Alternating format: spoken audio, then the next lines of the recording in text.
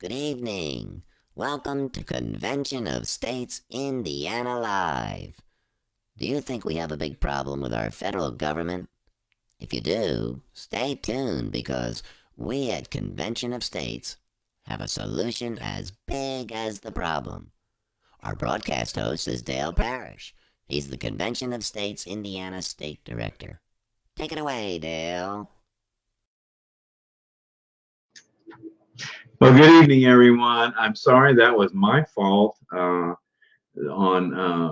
Maringo Mike's beginning there. And I would assume that I heard a big echo, and I assume that will come through on the recording. But so my apologies, my fault. I forgot to click a button, and but remembered it and got it corrected. So anyway, thanks again, Maringo Mike, for the introduction. Yes, my name's Dale Parrish. I am the state director for Convention of States here in Indiana. And tonight, once again, we have a very, very special broadcast for you this evening. I think you're going to enjoy. In our first segment, I'm going to bring Paul Phillips back on. And Paul and I are going to do a bit of a continuation of our segment that we did last Monday evening, where we talked about the president's 2021 budget proposal. Well, tonight, Paul and I are going to talk specifically about entitlement spending and the budget proposal with regard to entitlement spending. So I think you're going to find that very interesting. At least I hope you do. And then once we get through that, then I will be giving you some information on some resources that we have available to us here in Indiana. Some numbers, give you some updated numbers on what's happening. Time permitting, we're going to get into then the basics of Convention of States. These are the tenets, the three tenets that our program is built upon. So then we'll get into trying to recognize those of you that have tuned in this evening. So if you've tuned in, please feel free to enter a comment or a question. Keep it short if you would, please. We're limited as to how many characters we can show on the screen, but I'll do my best to try and put your comment or question up on the screen, and we'll do our best to try and address those. So now I want to also mention to you that sometimes things happen, and we run into technical difficulties. So if your screen freezes up or goes blank, just understand that we've encountered a technical difficulty. Don't stay around. It just takes too long to bring everything up. So don't stay around, but please plan on joining us again next Monday evening. And we will be back and be broadcasting with you next Monday evening, hopefully without having any technical difficulties at that time. And I'll turn my phone off so you won't hear, so I won't be getting any calls during the broadcast. Let me mention while I'm thinking of it, our broadcast next Monday evening is going to be very interesting. We're going to have Debbie Stewart come on. Now, if you recall, Debbie is a Convention of States volunteer here in Indiana, and Debbie is a homeschool teacher, and Debbie teaches the constitutional literacy program that one of our founders put out, constitutional literacy, by Michael Ferris. And Debbie has been presenting chapters of that literacy program to us, and we'll be doing that throughout the year. But anyway, next Monday evening, Debbie's going to come on, and Debbie's going to talk to us specifically about religious freedom, and specifically the actions that President Trump took here not too long ago, an executive order that he signed. So this is going to be, this won't be part of the constitutional literacy program, but this is something very interesting, very meaningful to Debbie. and she wanted to talk about it. So we're going to give her time next Monday evening on our broadcast to talk about that issue and religious freedom. I think you'll find it very, very interesting. All right, well, let's bring Paul on here, and we'll get going on tonight's segment. And hi, Paul. Hi, Dale.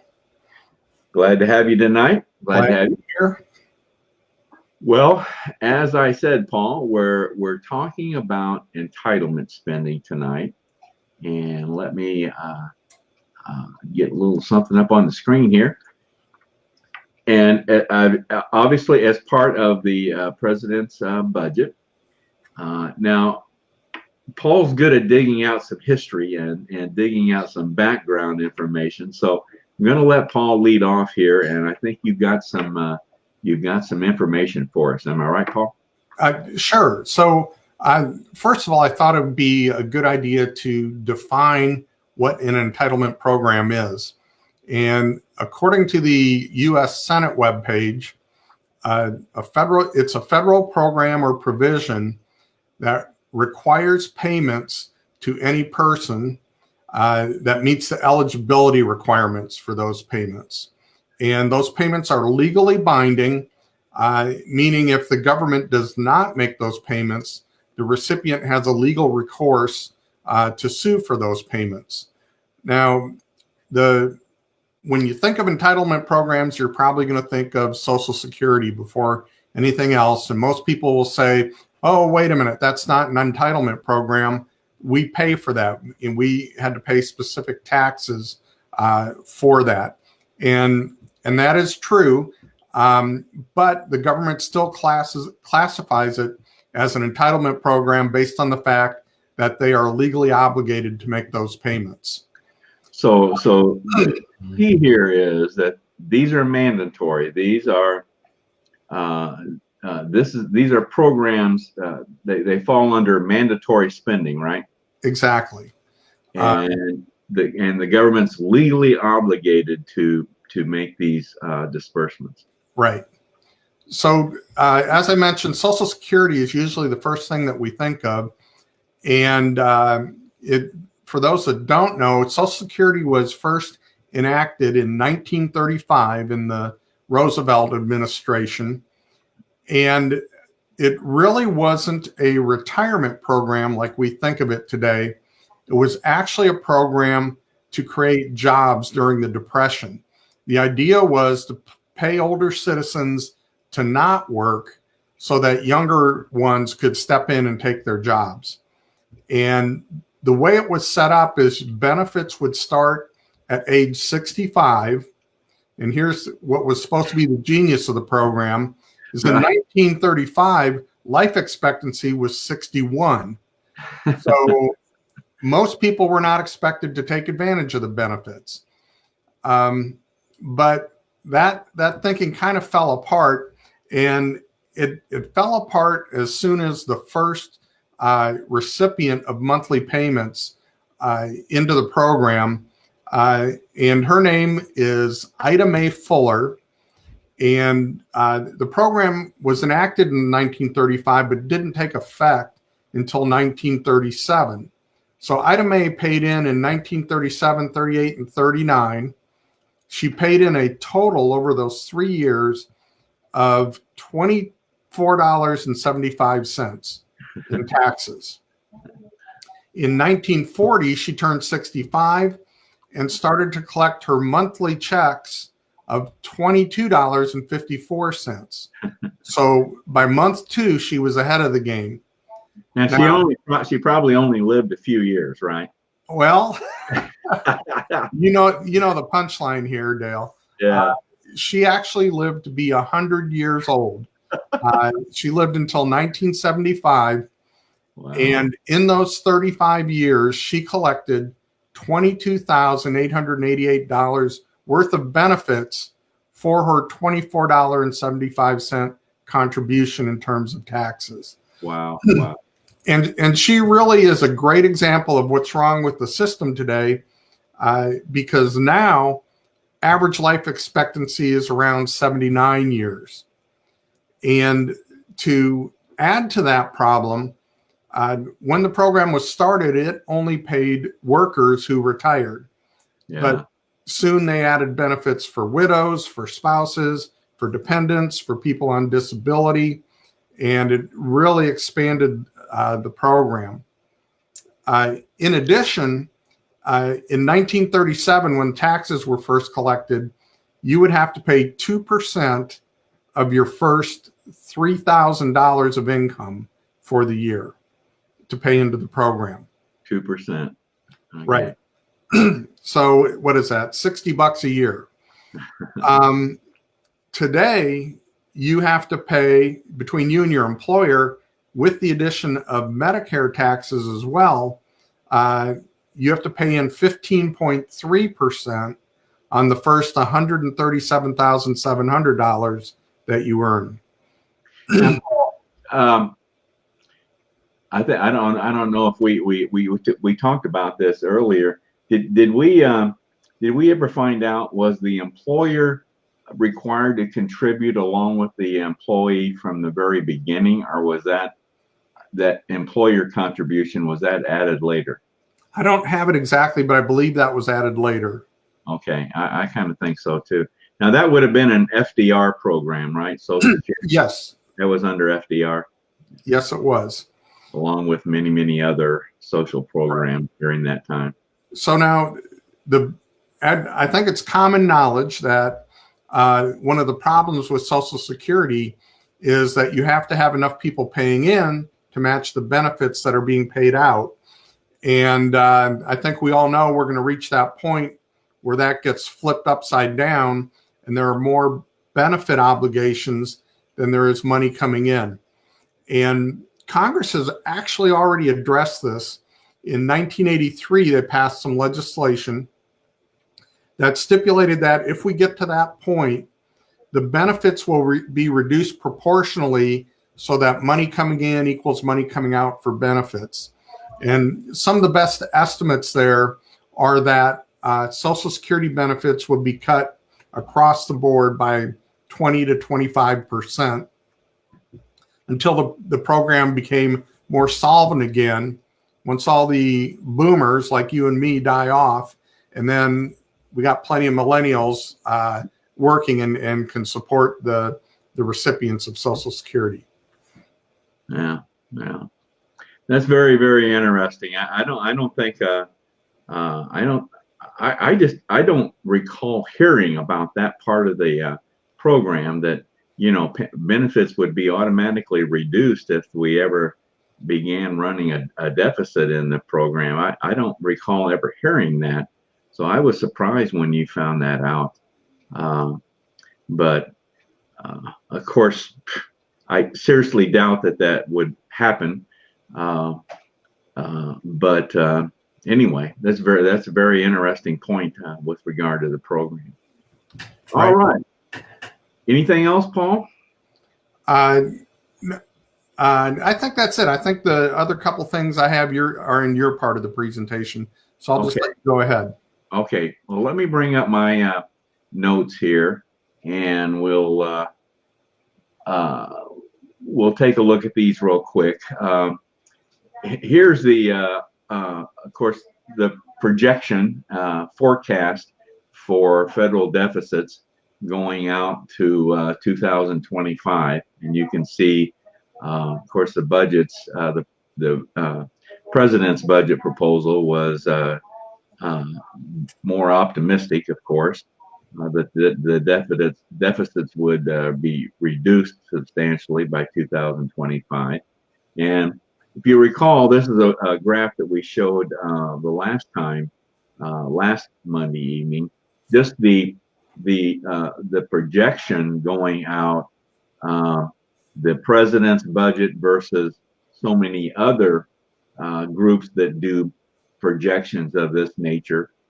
Here you see the first two bars, the CBO, which is the Congressional Budget Office. Someone asked after our broadcast last Monday, what's the difference between CBO and OMB? Well, the difference is the CBO is the Congressional Budget Office, which of course supports the legislative branch of the government.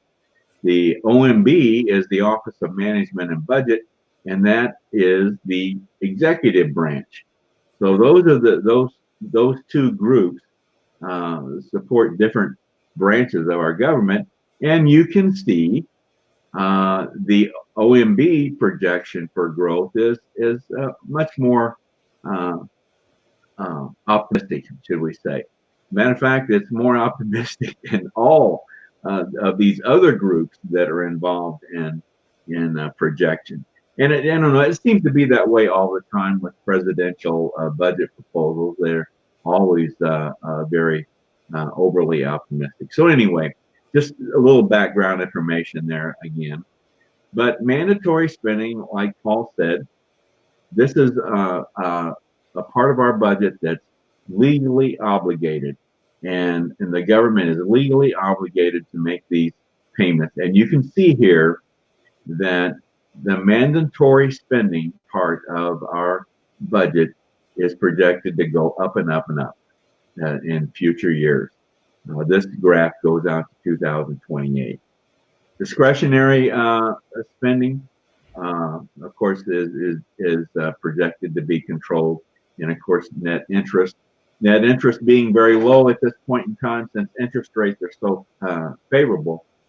But if interest rates ever started to shoot up, then that would really begin to put a great deal of pressure on budgets. So mandatory spending estimated at 2.966 trillion for 2021. I think the entire budget was something like 4.4, something like that.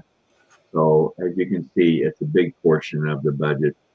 Largest programs, like Paul said, Social Security and Medicare, with Social Security being the largest program in all the budget. Okay, so Social Security is the largest program. And yes, we're running a surplus, but that surplus is projected to be depleted by 2034.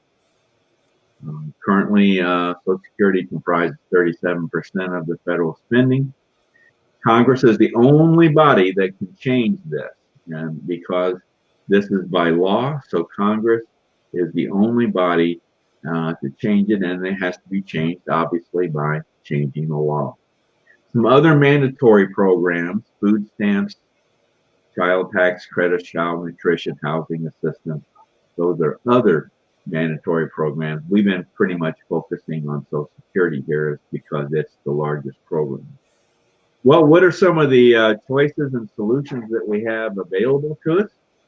Well, we can certainly shift more discretionary spending to Social Security to cover the upcoming shortfall.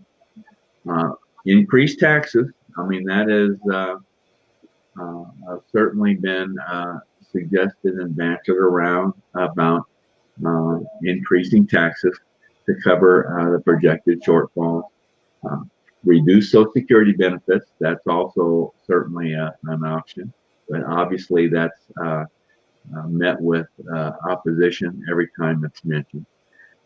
But there is another solution, and that's to hold a convention of states for the purpose of proposing amendments to the Constitution that would address this particular problem and address spending by our government and the continued deficits and the growing national debt.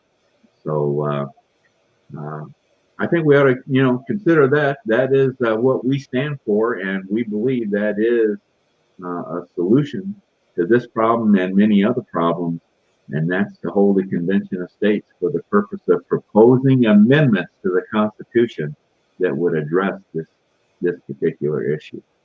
Well, that's all we have then on entitlement spending tonight. Paul, do you have anything that you wanted to add?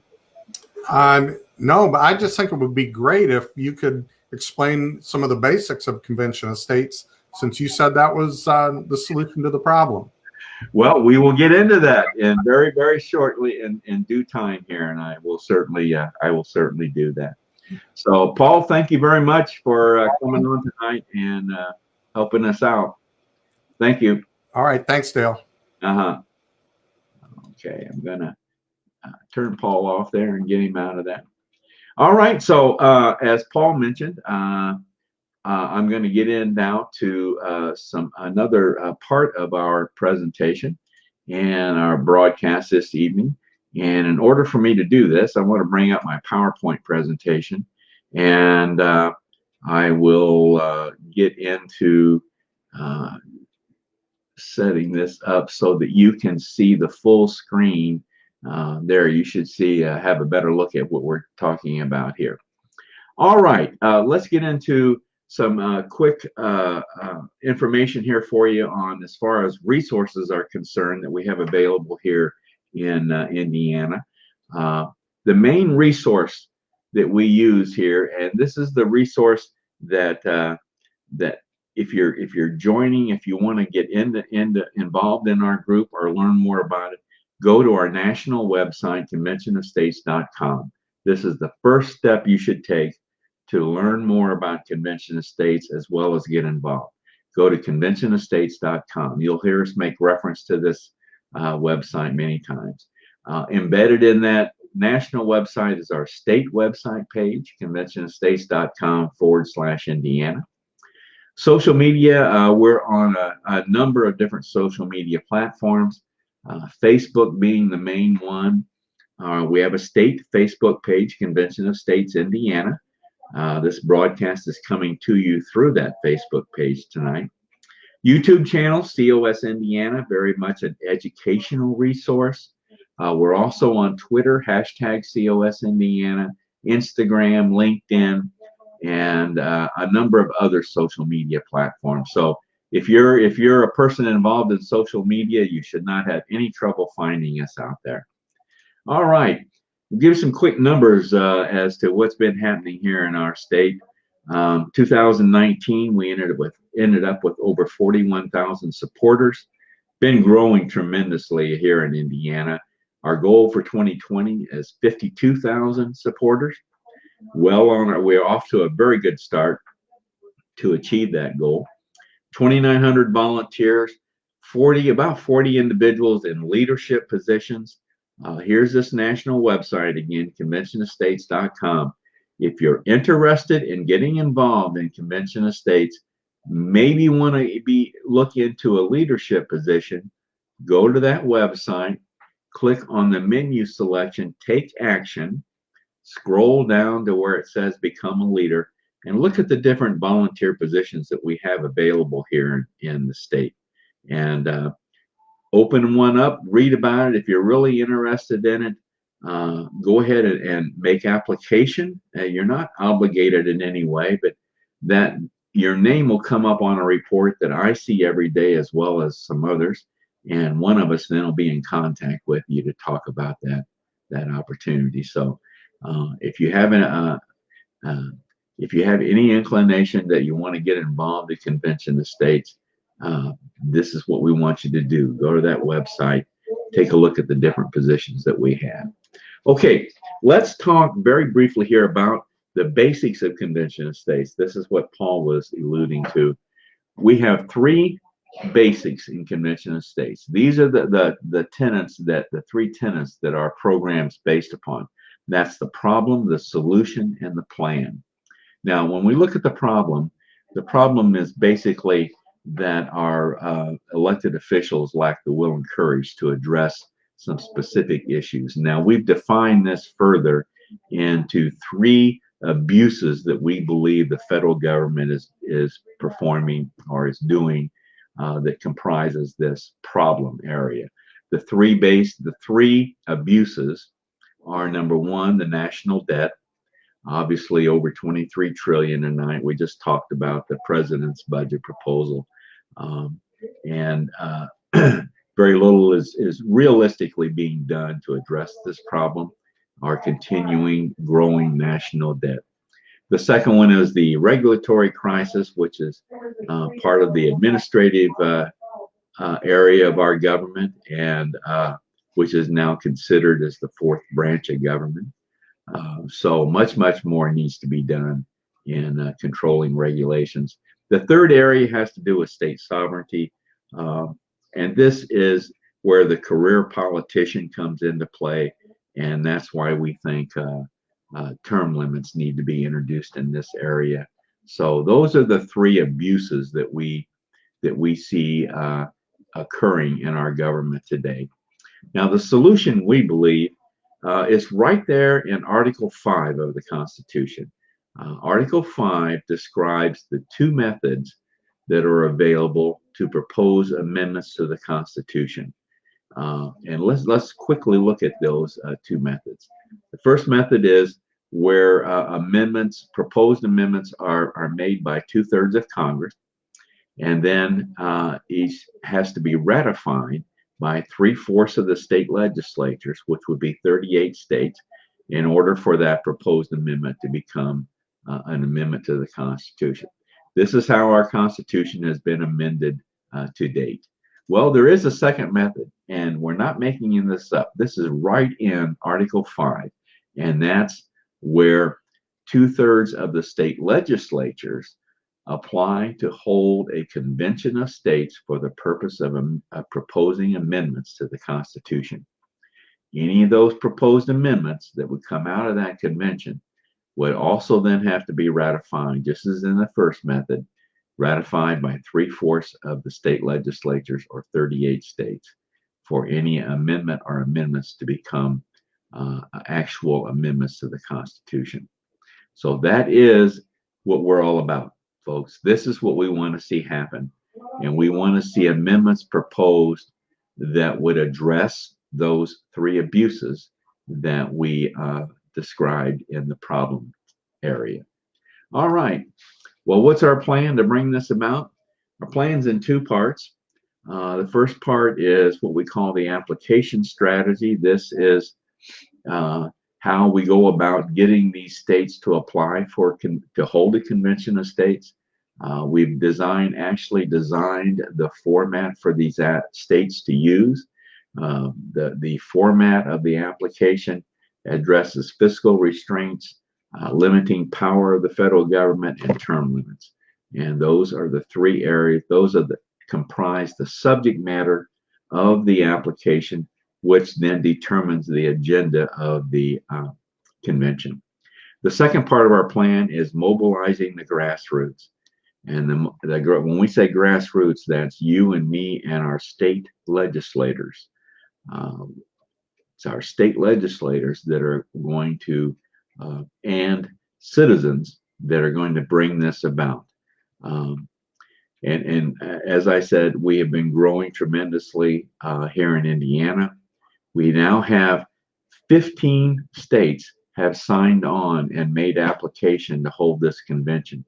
And yes, Indiana is one of those. We were number 6. So 15 states have signed on. We need to get to 34. But things momentum is increasing all the time. We're now legislatively, we're in all 50 states. So I think this is going to happen. No, I think this is going to happen. And as we get more and more states on board here and make application, I think this is going to happen. So, folks, if you have any interest in getting involved in Convention of States, this is the time to get involved. Go to that national website, conventionofstates.com, and become a supporter, and hopefully become a leader too. So let's go back to our screen here, and let me get that off of there, and that should bring me back on here. All right, let's have we got any no viewers tonight, so nothing to show in that respect. Once again, I just want to remind you that we'll be back on next Monday evening at 7 p.m. and Debbie Stewart's going to be on talking about religious freedom. So I think that should be a very, very interesting broadcast. So please plan on tuning in and joining us at that time.